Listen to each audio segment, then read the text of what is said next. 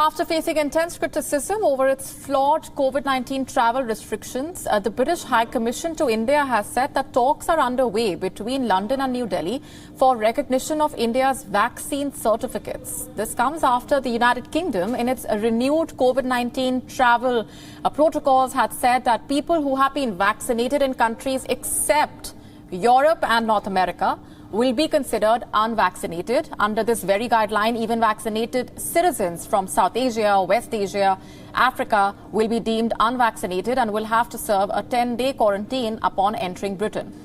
The UK's new guidelines drew flack from across the world, with many even claiming that this is how the West will be using its travel norms to discriminate against people coming from low and middle income countries.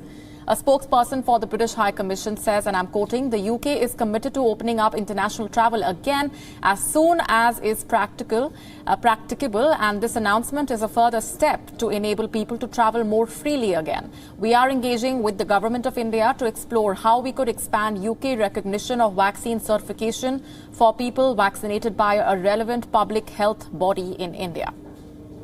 The development comes as thousands of students from across the world are travelling to the UK to pursue higher studies. A significant number of Indian scholars as well are heading to the UK after getting both jabs of either Covishield or Covaxin.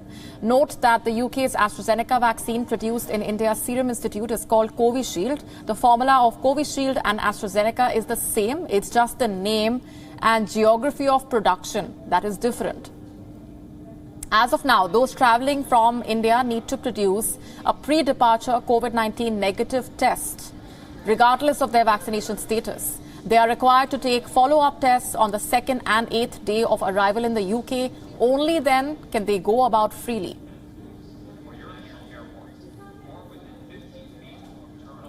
And with us on the broadcast is our correspondent Mandy Clark, getting us the very latest. Mandy, give us a better sense of where those talks are headed and what are you picking up on what the UK will be outlining as a part of those discussions with India regarding this vaccine certification and the overall travel norms?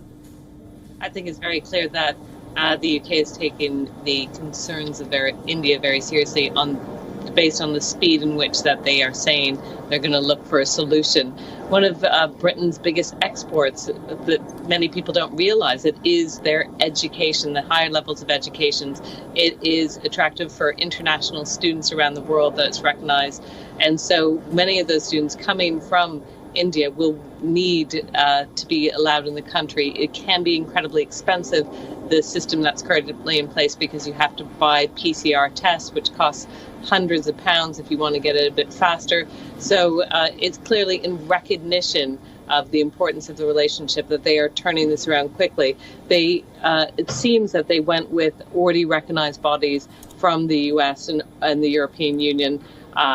From those health services, they're looking for a way to create an Indian certificate of recognizing those vaccine programs. And of course, as you pointed out, the AstraZeneca vaccine that was developed here, but also produced in India, is the exact same vaccine that the majority of the British population has been inoculated with. So there was a deep question on why it hadn't been recognized in the first place.